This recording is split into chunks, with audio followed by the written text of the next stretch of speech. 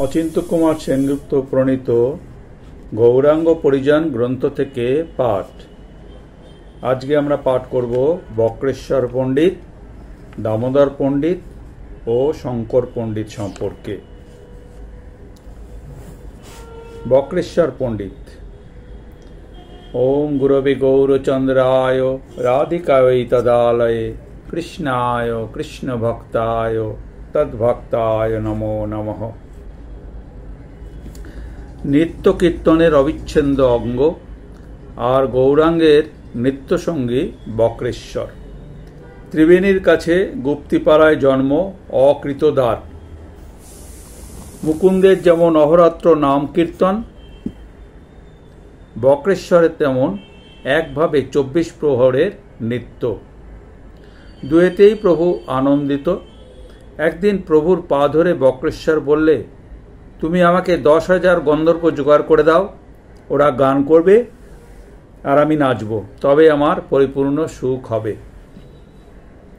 প্রভু বললেন, তুমি আমার এক পাখা, আরেক পাখা পেলে আমি আকাশে উঠতে পারতাম। শুধু মর্তলোকে নয়, যেতে পারতাম সুরলোকে, 14 ভুবন ঘুরতে পারতাম। কুলিয়ার দেবানন্দ পণ্ডিত ভক্তিহীন, মোক্ষাকাঙ্ক্ষী। ভাগবত পড়ায় বটে, কিন্তু ভক্তি বোঝে না। গৌরহরির ভগবত্তায়ও সে অবিশ্বাসী। সন্ন্যাস নিয়ে প্রভু নীলাচলে চলে গেলেন, তবুও না। তখন একদিন তার গৃহে বক্রেশ্বর অতিথি হল। কৃষ্ণ প্রেম বিগ্রহ বিহ্বল বক্রেশ্বর বললে, দেবানন্দ, তোমাকে আজ আমার নাচ দেখাবো, দেখবে? বক্রেশ্বরের দিকে মুগ্ধ চোখে তাকিয়ে রইল দেবানন্দ। দেখব। প্রেমাবেশে নৃত্য করতে লাগলেন বক্রেশ্বর। অশ্রু, কম্প, সেদ, হাস্য, পুলক, হুঙ্কার, বৈবর্ণ ও আনন্দ মূর্ছা, সমস্ত নৃত্য সম্পদ প্রস্ফুটল তার শরীরে। দেবানন্দ চমৎকার মানল। এমন দীপ্তি, এমন আকুলতা, এমন আনন্দ সে দেখেনি কোনো দিন।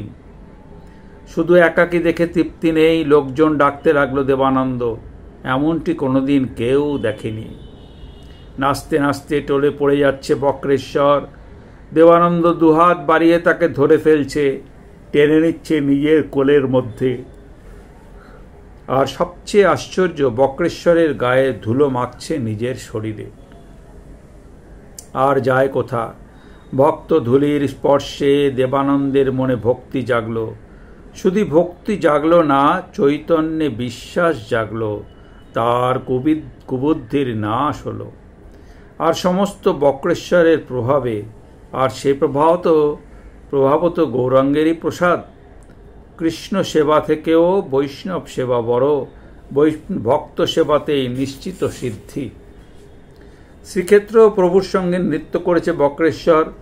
মন্দিরে বেড়া কীর্তনে বক্রেশ্বরই অগ্রণী।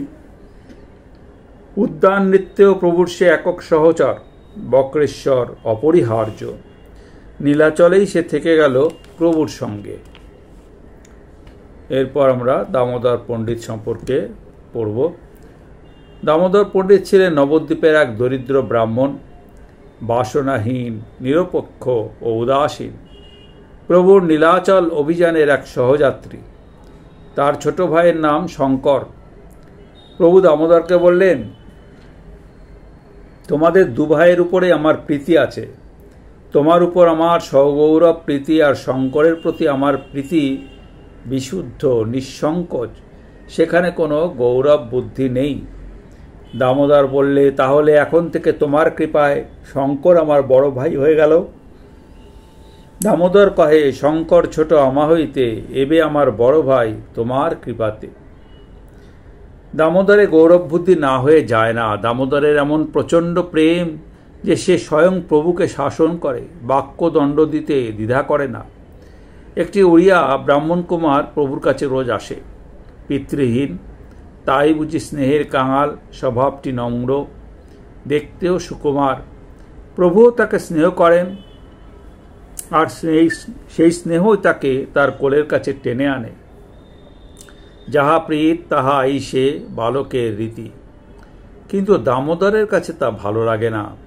তুমি আর এখানে এসো না, বালককে নিষেধ করে দামোদর। বালক সে কথায় কান দেয় না।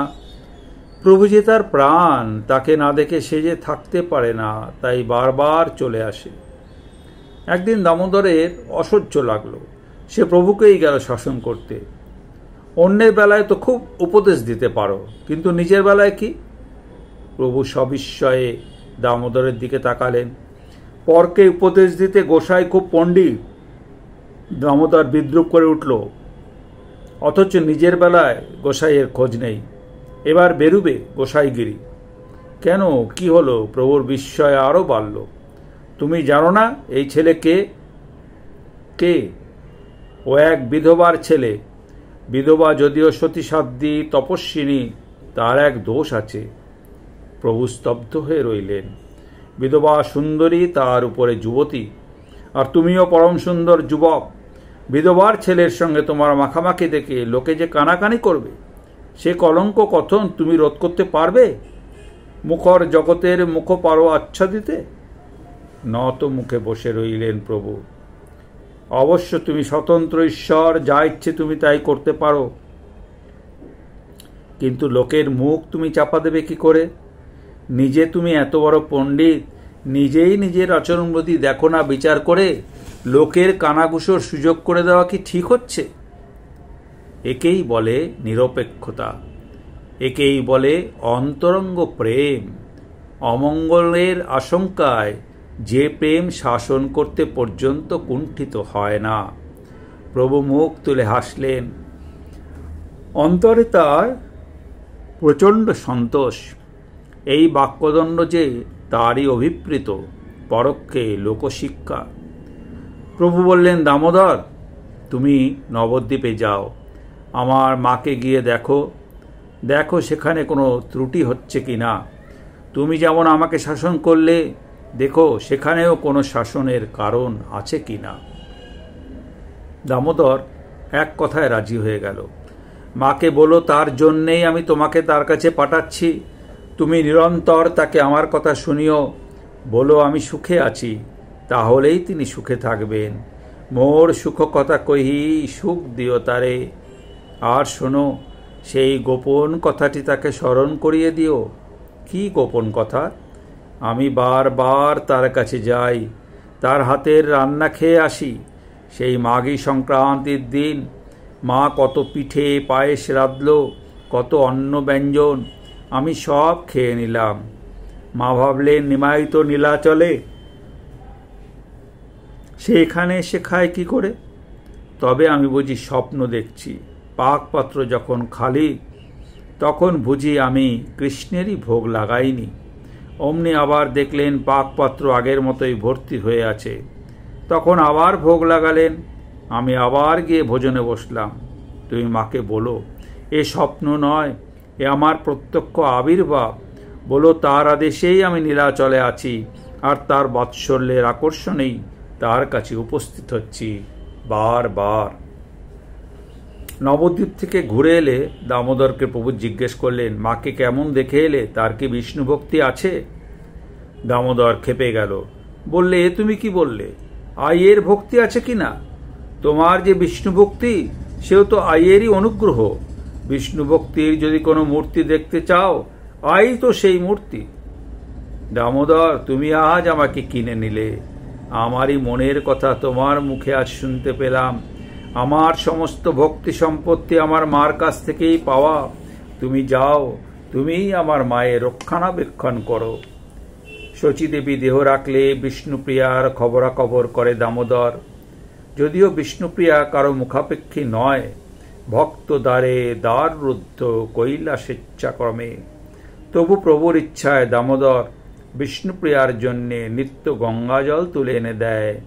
সে গঙ্গাজলে মিশিয়ে দেয় তার অনাবিল সেবা সুধা। এবার আমরা শঙ্কর পণ্ডিতের সম্পর্কে পাঠ করব। শঙ্কর পণ্ডিত এই দামোদর পণ্ডিতেরই ছোট ভাই। প্রভুর পাদপ্রধান পায়ের বালিশ। নবদ্বীপ লীলায় প্রভুর কিছু সাহচর্য করলেও শঙ্কর আসলে নীলাচলে প্রভুর সেবা সঙ্গী।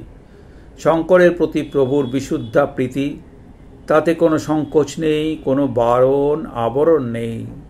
প্রভু বলছেন, শঙ্করকেই আমার কাছে রাখো, ওর কাছেই আমি অকুণ্ঠ, শুদ্ধ কেবল প্রেম ইহার উপর, অতএব মোর সঙ্গে রাখো শঙ্কর। নীলাচলে মহাপ্রভুর আগমন থেকে তিরোভাব পর্যন্ত শঙ্কর প্রভুর সেবা করেছে। উৎসবে ভক্তদের খাওয়াবার সময় কাশীশ্বর জগদানন্দের সঙ্গে একযোগে পরিবেশন করেছে, কখনো বা ঘর ভাতে নিমন্ত্রণ করে খাইয়েছে প্রভুকে। কিন্তু তার আসল কাজ হচ্ছে প্রভুর পদসেবা। সাহজিক প্রেম পাত্র আমার শঙ্কর। প্রভু গম্ভীরাতে শুয়ে আছেন, দ্বারপ্রান্তে স্বরূপ আর গোবিন্দ ঘুমোচ্ছে। রাধার আবেশে প্রভু উদ্বেলিত হয়েছেন, জেগে উঠে বসে নাম কীর্তন শুরু করেছেন। স্বরূপ আর গোবিন্দ যেমনি ঘুমিয়েছিল তেমনি ঘুমিয়েই রইল। প্রভুর কি অবস্থা কিছুই জানতে পেল না। কৃষ্ণ বিরহে ব্যাকুল হয়ে শয্যা ছেড়ে উঠে পড়লেন প্রভু। ইচ্ছে হলো কৃষ্ণকে অন্বেষণ করবার জন্য এই নুকুঞ্জ মন্দির থেকে বেরিয়ে পড়ি, কিন্তু দ্বার খুঁজে পেলেন না। গম্ভীরার প্রাচীরে মুখ ঘষতে লাগলেন। মুখে গালে অনেক ক্ষত হলো, ক্ষতস্থান থেকে রক্ত ঝরতে লাগলো। প্রভুর আর্তনাদে জেগে উঠল স্বরূপ গোবিন্দ। এ তুমি কি করেছ? তোমার মুখ এমনি কেটে গেল কি করে? আলো জেলে দেখে স্বরূপ গোবিন্দ হাহাকার করে উঠল। প্রভু বললেন, কৃষ্ণ বিরহে আমি অস্থির হয়ে উঠেছিলাম, ঘরের মধ্যে টিকতে পারলাম না। মনে হলো কৃষ্ণ বাইরে আছে, তাই তাড়াতাড়ি বাইরে বেরোবার জন্য ছুটলাম। অন্ধকারে দরজা খুঁজে পেলাম না, যেদিকেই ছুটি সেদিকেই দেয়াল। দেয়ালের সঙ্গে বারে বারে মুখ ঘষে যেতে লাগলো। সেই ঘষা খেয়েই এত ঘা, আর ঘা থেকেই রক্ত। সবাই বুঝল প্রভুর এই দিব্যোন্মাদের অবস্থা। না আছে বাহ্যজ্ঞান, না আছে দেহস্মৃতি, কিন্তু তার শ্রীঅঙ্গের কষ্ট তো দুচোখে দেখতে পারি না। এর প্রতিকার কি? এর প্রতিকার শঙ্কর। শঙ্করকে প্রভুর পায়ের তলায় শোয়ানো যাক, শঙ্করই হবে তার রাত্রির প্রহরী। কিন্তু প্রভু কি রাজি হবেন? তখন সবাই প্রভুকে গিয়ে ধরল। গম্ভীরার মধ্যে আপনার পায়ের কাষ্ঠিতে শঙ্কর শোবে। প্রভু শঙ্করকে প্রত্যাখ্যান করতে পারলেন না। কে জানে, তার সম্পর্কেই প্রভুর কোনো সংকোচ নেই। প্রভুর পদতলে শঙ্কর তার শয্যা পাতল, আর শঙ্করের গায়ের উপর প্রভু তার পা প্রসারিত করে দিলেন। বিদুরের ঘরে ভোজন করে কৃষ্ণ অমনি বিদুরের কোলে পা তুলে দিয়ে ঘুমিয়েছিলেন। বিদুর যেমন কৃষ্ণের, তেমনি শঙ্কর গৌরাঙ্গের পাদপ্রধান। প্রভু শুলে শঙ্কর বসে বসে তার পা টেপে।